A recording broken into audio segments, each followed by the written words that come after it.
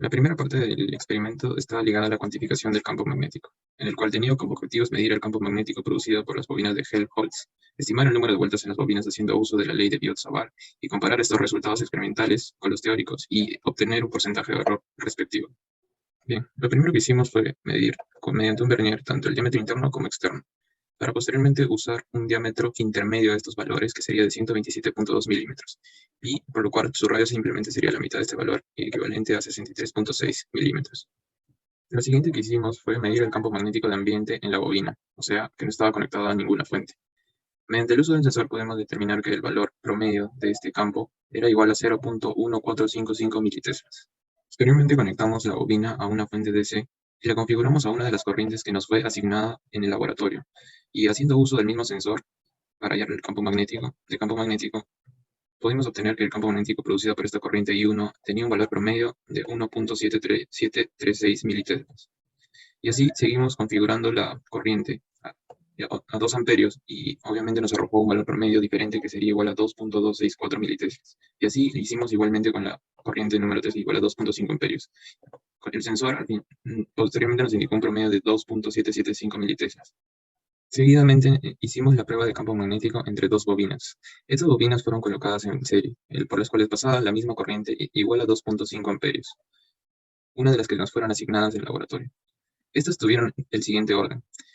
Estos valores de 12 centímetros fueron asignadas en el laboratorio y nos pedían calcular el campo magnético a una distancia de 5 centímetros, que era la de minúscula. Esta nos arrojó igualmente un valor promedio, estimado un campo experimental promedio igual a 2.350 militeslas.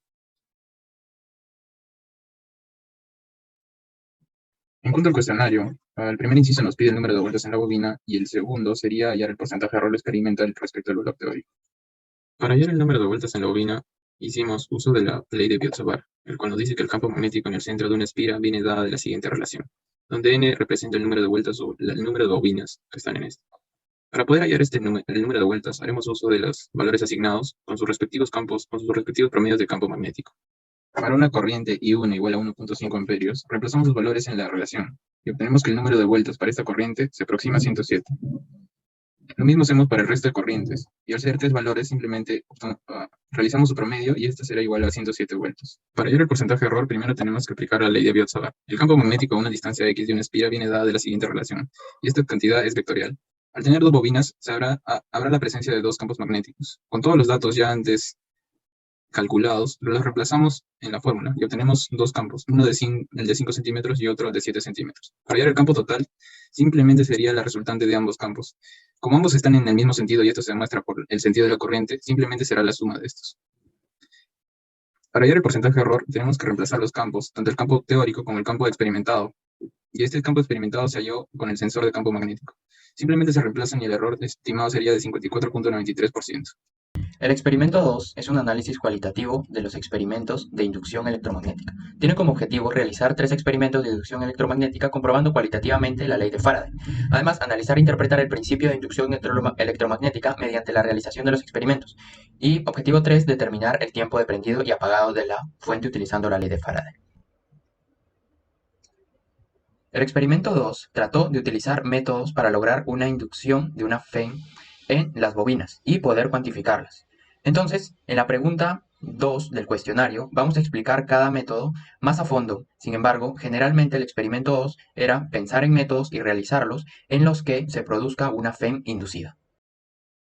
El método 1, que consistía en prender y apagar la bobina 2, la cual generaba un campo magnético, que este campo magnético aparecía y desaparecía respecto a si prendemos o apagamos la fuente de voltaje, y este campo magnético producía una corriente inducida en la bobina 1 que se ve aquí en la gráfica. Esta bobina 1 marcaba esta corriente, la cual casi llega a 0.5 amperios.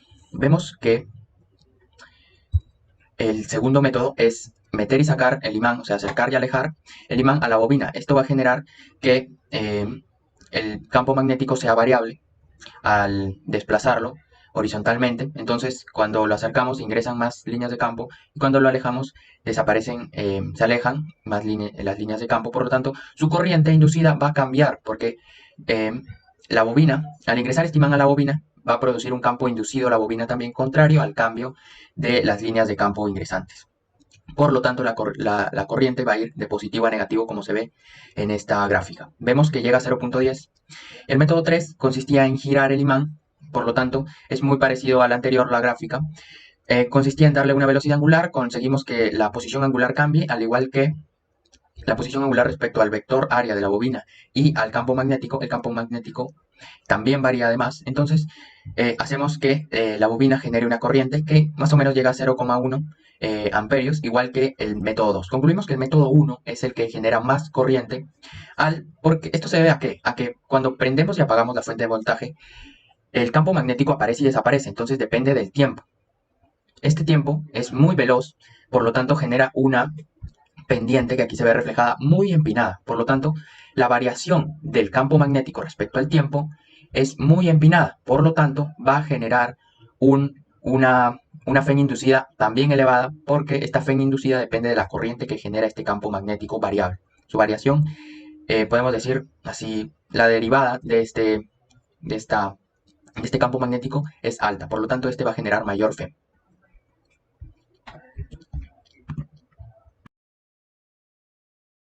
Las observaciones. Primera observación. ¿Qué fuentes de error experimental hubo durante los experimentos? En el experimento 1 encontramos que la ubicación del sensor teóricamente debe estar en el centro de la bobina. Sin embargo, al momento de ubicarlo de manera manual, puede ser que no esté exactamente. Por lo tanto, esto va a generar un error, una diferencia. Luego, inicialmente se midió el campo magnético del ambiente. Este valor puede cambiar, además, debido a un agente externo, como un dispositivo que tenga un imán, que aparezca así. Entonces, por lo tanto, el resultado final experimental va a diferir del teórico. Ahora, como tercera fuente de error hemos encontrado que la fuente de poder debe ser configurada moviendo una perilla, y esta perilla se ve que vimos al momento de experimentar que era muy sensible. Por lo tanto, el valor de la corriente SA oscilaba entre valores muy cercanos. Ahora, fuentes de error en el experimento 2. La intensidad del imán puede cambiar entre los experimentos por alguna caída o por la presencia de partículas ferromagnéticas o un objeto cuyo material sea ferromagnético. Por lo tanto, la fe inducida puede variar, lo que nos va a generar una fuente de error experimental. Y como segundo es que la rapidez angular, recordando un poco, como fue mostrado al inicio del video, el segundo método era para producir una fe inducida, era girar el imán. Entonces, esta rapidez angular con la que gira el imán no es constante. Y si en el cálculo teórico se considera constante, realmente no es constante porque va a disminuir con el tiempo. Por lo tanto, esto va a ser una fuente de error. Ahora, segunda observación. Si pudiéramos regresar al laboratorio, ¿qué haríamos de manera distinta? Bueno, llevaríamos un imán más pequeño y con menos intensidad con la finalidad de verificar la ley de Faraday, que nos dice que la fuerza electromotriz depende de la intensidad del imán. Entonces, haríamos una comparación entre la fe inducida del imán con mayor intensidad y el nuevo que hemos llevado. Ahora, ¿qué otras observaciones añadiría? Añadiríamos dos. ¿Qué elemento está cambiando en el experimento 2 en el método de inducción cuando gira el imán? Bueno, sabemos que la FEM depende del flujo magnético y el flujo magnético depende del campo magnético, del área y del coseno de la posición angular. Entonces, en este caso está variando el campo magnético. ¿Por qué? Porque el imán está girando y va a ser un campo magnético variable, no va a ser uniforme. Ahora, segunda observación que añadiríamos es mencionar un método diferente a los que hemos realizado para producir fuerza electromotriz. Bueno, podríamos utilizar un electroimán, el cual podríamos apagar y encender, y esto va a generar una fe inducida. Siguiendo, vamos a explicar la primera pregunta del cuestionario específico. Nos pregunta, ¿qué hubiese ocurrido si por equivocación hubiese colocado las bobinas en paralelo en lugar de en serie? Estima el valor del campo magnético que hubiesen medido en este caso hipotético a la distancia asignada usando una corriente de 2.2 amperios. Primero aquí podemos ver las líneas de campo magnético, las cuales se ven que las bobinas tienen un diferente sentido de corriente, por lo tanto, los vectores del campo magnético van a tener una dirección contraria debido a la conexión en paralelo. Vimos en el experimento 1 que, como era en serie, tenían un sentido igual. Sin embargo, como es en paralelo, tienen un sentido distinto. Ahora tenemos la siguiente gráfica para ayudarnos a entender lo que nos piden. Tenemos las corrientes en distintas direcciones y la bobina 1 genera un campo magnético en la dirección menos I mayor a la de B2, a la de la bobina 2, que genera en la dirección I.